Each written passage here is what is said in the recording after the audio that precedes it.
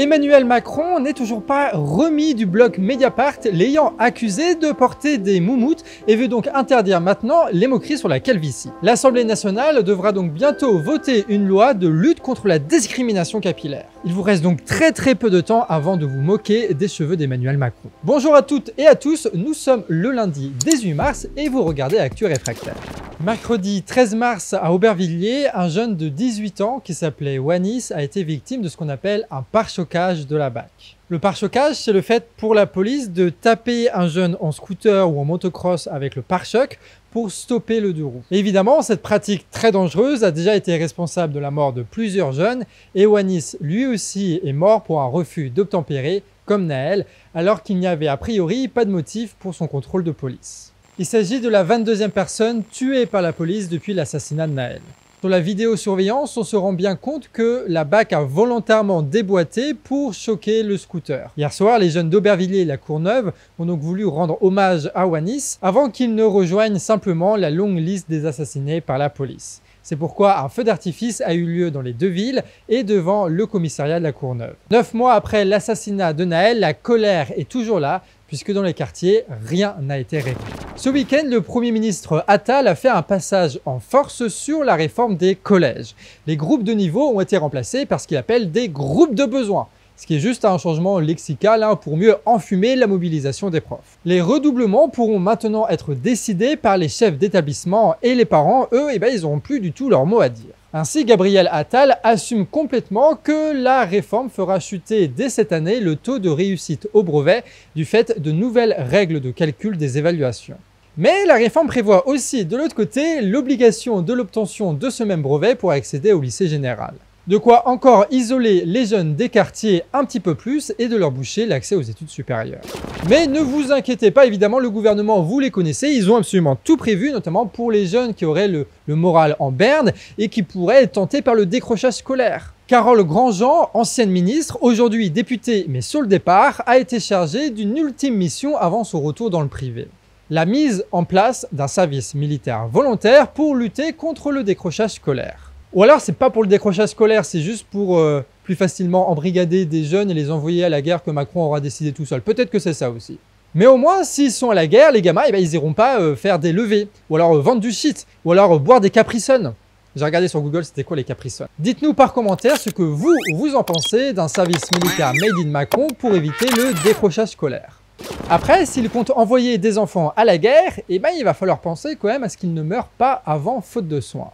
On dit ça parce que dimanche dernier, il y a un père de famille qui s'est vu refuser la prise en charge de sa fille de 13 mois aux urgences de Saintes alors qu'elle était en détresse respiratoire. Une prise en charge impossible parce que les urgences pédiatriques étaient fermées, faute de personnel, faute de financement, faute gouvernementale. C'est finalement le SMUR, donc c'est-à-dire les urgences, qui a pris en charge la petite devant l'hôpital. Dans un long texte sur Facebook, le papa de la petite veut rappeler qu'il n'en veut pas aux soignants, mais qu'il pose la question de l'état de notre système de santé.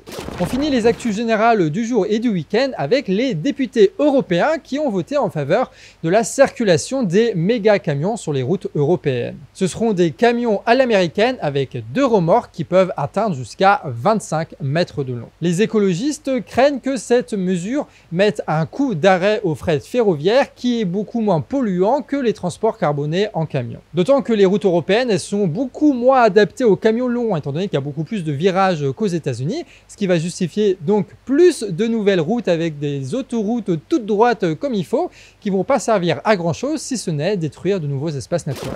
Aujourd'hui, pour le point abonné, c'est Paul qui nous écrit à actu@lecanardrefractaire.org. Paul vient de Haute-Marne où le président du département, Nicolas Lacroix, veut abattre 3000 arbres bordant les routes. La raison invoquée, la sécurité routière tout simplement parce que les gens en fait ils se plantent avec leur voiture sur les arbres. Du coup, si on supprime les arbres, du coup ça règle le problème, tu vois, c'est logique, non? Les associations se mobilisent pour sauver ces arbres-là et même le ministre de la Transition écologique, pour vous dire, Christophe Béchu, n'a pas compris la logique de son confrère politicien. Mais pourtant, le président du département n'a fait que appliquer une logique que le gouvernement aime à appliquer encore et encore, qui consiste à prendre les problèmes à l'envers, tu vois, genre supprimer le chômage pour faire baisser le nombre de chômeurs. Ou alors complexifier l'accès au RSA pour faire baisser le nombre de RSistes. Encore merci Apple pour cette info et n'hésitez pas vous aussi à nous écrire une petite information locale ou même une information insolite et drôle qui pourra passer dans une prochaine vidéo. C'est lundi et comme vous le savez, les habitudes d'Actu Réfractaire, le lundi c'est la chronique média écrite par Emmerich. Et donc on va aborder la question de la campagne des élections européennes. Il y a eu un débat là récemment entre les différents représentants des listes qui représentent le scrutin du 9 juin.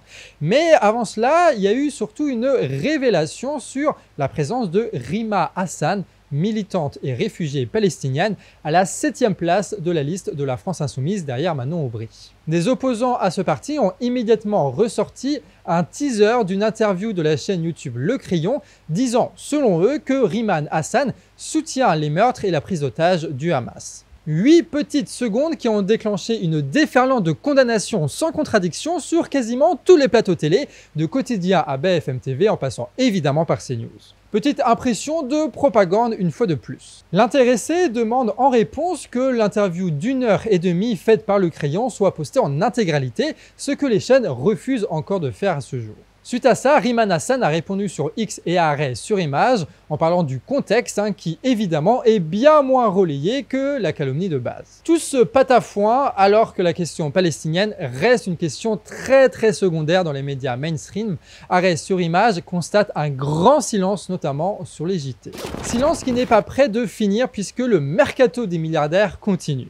BFM TV et RMC sont en train d'être rachetés par Rodolphe Sadé et sa société CMA-CGM spécialisée dans le transport maritime. Déjà propriétaire de La Province et de Corse Matin depuis 2022 et de La Tribune depuis l'an dernier, ce rachat va consolider la présence de ce 184e plus grande fortune mondiale dans le paysage médiatique français. Attendez-vous donc à de jolis petits reportages sur les croisières et les portes cotonnières sur BFM très bientôt et évidemment très peu de choses sur le changement climatique ou les marées noires occasionnées par le secteur du nouveau patron. Du côté de la commission d'enquête sur l'attribution des fréquences des chaînes télé, Vincent Bolloré et Cyril Hanouna ont été interrogés assez longuement, mais pas vraiment durement, on va pas se mentir, sur les directions prises par CNews, C8 et TPMP. On vous dit ça parce qu'apparemment, ça n'a pas suffi à Cyril Hanouna pour l'empêcher hier d'utiliser son image à des fins promotionnelles pour une start-up de boursicotage. Un post sur un compte à presque 6 millions d'abonnés qui ne manquera pas d'intéresser la DGCCRF, la répression des fraudes, parce qu'aucune mise en garde n'est appliquée alors que clairement c'est un partenariat d'influenceurs. Se méfier des influenceurs, c'est une leçon à bien retenir de manière générale. C'est en tout cas ce qu'a rappelé Clément Fraise après avoir été pris à faire quasiment de l'exercice illégal de médecine sur un live TikTok.